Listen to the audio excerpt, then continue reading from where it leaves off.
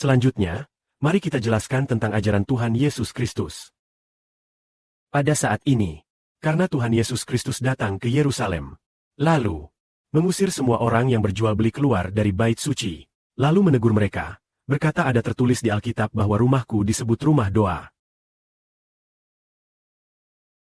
Tetapi kalian menjadikan bait Allah sebagai sarang penyimpan. Maka imam-imam kepala itu sangat marah kepada Tuhan Yesus. Namun mereka tidak menemukan caranya. Karena pada waktu itu semua orang banyak mengelilingi Tuhan. Semuanya mendengarkan ajaran Tuhan. Maka mereka yang ingin membunuh Tuhan tidak berani bertindak sembarangan. Pada saat ini, karena Tuhan Yesus sedang mengajar orang banyak di dalam bait suci, maka orang-orang Farisi, imam-imam kepala, dan tua-tua itu datang bertanya kepada Tuhan kita, katanya, tolong beritahu kami, dengan kuasa apa engkau melakukan hal-hal ini? Saya apakah yang memberikan engkau kuasa seperti ini? Kuasa yang dimaksudkan artinya, beritahu kami siapa yang memberi engkau kuasa untuk mengajar orang banyak. Saya apakah yang memberikan engkau kuasa seperti ini? Hanya ingin bertanya mengapa sebenarnya Yesus mengajar orang. Siapa yang memberi dia hak sebesar ini untuk mengajar orang banyak? Mengajar orang adalah tugas imam besar. Yesus hanyalah seorang dari Galilea. Dia sama sekali bukan imam. Juga bukan nabi. Semacam itu. Saya apakah yang memberikan engkau kuasa seperti ini? Maka Tuhan menjawab mereka, katanya, aku juga akan mengajukan satu pertanyaan kepada kalian. Jika kalian memberitahu aku pun akan memberitahu kalian. Dengan kuasa apa aku mengajar orang banyak? Lalu Tuhan berkata lagi, baptisan Yohanes itu dari mana asalnya? Apakah dari Allah di surga? Atau dari manusia? Waktu itu mereka berkata, jika kami katakan baptisan Yohanes berasal dari manusia, sedangkan orang banyak menganggap Yohanes adalah nabi, maka orang banyak itu mungkin melempari kami dengan batu.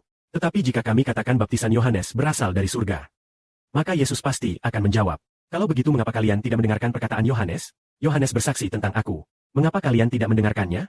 Orang-orang Farisi berpikir demikian. Lalu mereka berkata, kami tidak tahu dari mana asal baptisan Yohanes. Maka Tuhan Yesus berkata, kalau begitu aku juga tidak akan memberitahu kalian. Dengan kuasa apa aku melakukan hal-hal ini? Jadi kedua belah pihak sama-sama bantu. Orang Yahudi dan orang Farisi itu tidak punya kesempatan untuk menjebak Tuhan. Pada saat ini, Tuhan Yesus Kristus menceritakan sebuah perumpamaan. Perumpamaan ini adalah inti dari kebenaran hari ini, yaitu perumpamaan tentang kebun anggur. Dikatakan ada seorang yang membuka kebun anggur. Kebun anggur ini telah ia tanami, memasang pagar di sekelilingnya, menggali lubang tempat memeras anggur. Kebun anggur itu sudah siap. Lalu ia menyewakan kebun anggur itu kepada penggarap-penggarap. Lalu berangkat ke negeri lain. Tetapi ketika musim petik anggur tiba, Tuan itu menyuruh hamba-hambanya kepada penggarap-penggarap itu untuk menerima hasil anggur dari mereka. Tetapi penggarap-penggarap itu tidak mau menyerahkan anggurnya. Bahkan membunuh hamba yang dikirim tuan itu, membunuh satu, memukul mati yang satu, dan melempari yang lain dengan batu sampai mati. Maka tuan itu berpikir, iya, hamba-hamba yang kusuruh kemarin untuk mengambil hasil anggur malah banyak yang dibunuh. Maka kali ini aku akan mengutus orang yang lebih terhormat. Mungkin mereka akan menghormati utusanku ini. Tetapi tuan pemilik kebun anggur itu mengutus orang yang lebih terhormat. Tidak disangka penggarap-penggarap itu juga membunuh hamba-hamba pemilik kebun anggur itu. Dengan demikian pemilik kebun anggur itu kehabisan akal.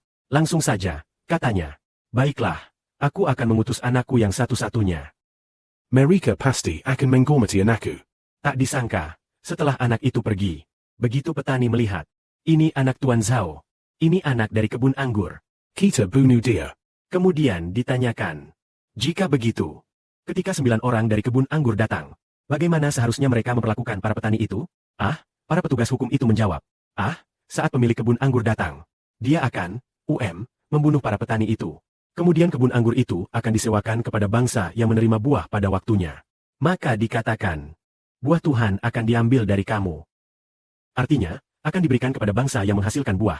Hanya dapat dikatakan bahwa kebun anggur mewakili langit, mewakili kerajaan Tuhan. Akhirnya, dalam perjanjian lama, kerajaan Israel identik dengan kerajaan Tuhan. Tetapi kerajaan Israel terus-menerus membunuh nabi-nabi Tuhan. Akhirnya, kebun anggur itu melambangkan kerajaan Tuhan yang dapat membuat perjanjian dengan Israel. Maka, pemilik kebun anggur melambangkan Tuhan. Anak pemilik kebun anggur adalah Tuhan Yesus. Demikian, ketika Tuhan Yesus Kristus dibunuh, maksudnya, orang Yahudi telah membunuh Tuhan. Maka akhirnya, karunia ilahi akan dicabut dari orang Yahudi. Artinya, kerajaan Tuhan akan direnggut dari kamu dan diberikan kepada bangsa yang menghasilkan buah. Memang, dikatakan, akan diberikan kepada bangsa mana? Diberikan kepada Israel dalam perjanjian baru. Israel perjanjian baru harus mengakar. Dan menghasilkan buah. Buahnya akan menjadi sangat lebat, mencakup seluruh muka bumi. Maksudnya, umat Israel, yang dalam rohnya telah meninggalkan Tuhan. Rohnya tidak lagi milik Tuhan. Sedangkan dalam Israel perjanjian baru, rohnya milik Tuhan. Mereka mengasihi Tuhan dengan sepenuh hati. Maka semua yang mendengar saudara-saudara seiman dari Israel memberitakan Injil. Para pendengar itu, di antara semua, rohnya adalah roh Tuhan.